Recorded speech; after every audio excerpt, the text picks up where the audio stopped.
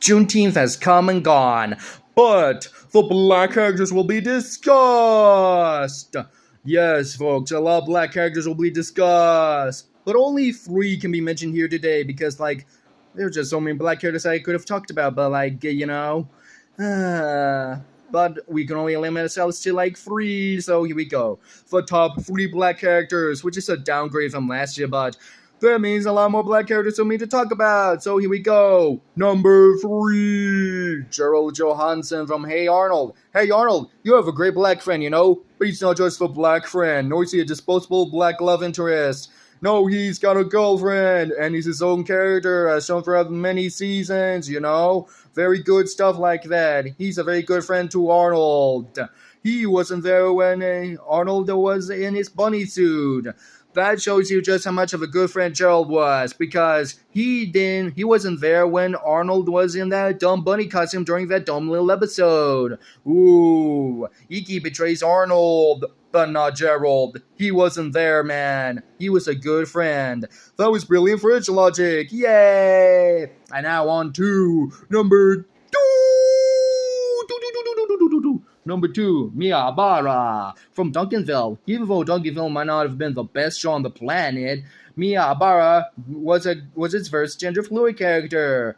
Yeah, Duncanville had a gender fluid character, and she was pretty awesome. Or they, or it, or he, I don't know. But anyways, Miyabara, she was pretty good. A good character all around. Yeah, fuck the system. That was her character, She hated the system, even though she worked for them. But, that's complicated, when you have a job,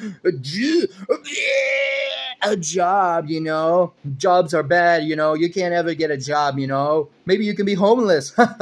Or don't, just don't. Don't be homeless, Maybe stay with your parents, or maybe afford a home for other multiple reasons, I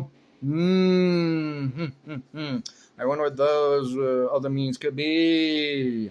Maybe it's saving this beer that may or may not be off by the time this video is out. Seriously, I don't know when my appointment will be by the time this releases.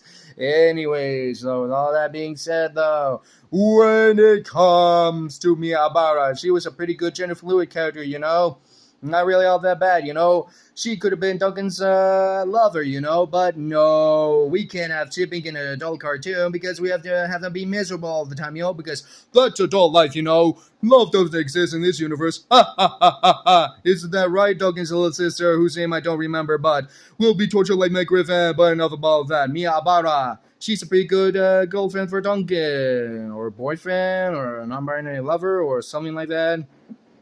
I don't know. All I know is that it's about that time for number 1. Number 1 is Tip Tucci from Home. She's not related to Stanley Tucci, who has a new series on National Geographic where he goes to Italy. Mamma mia, look at those fish, I'm going to bank them. But also in this foe, Tip Tucci from Home. She's her own character, She's a pretty good protagonist, especially in a DreamWorks movie, A black female protagonist in an anime movie?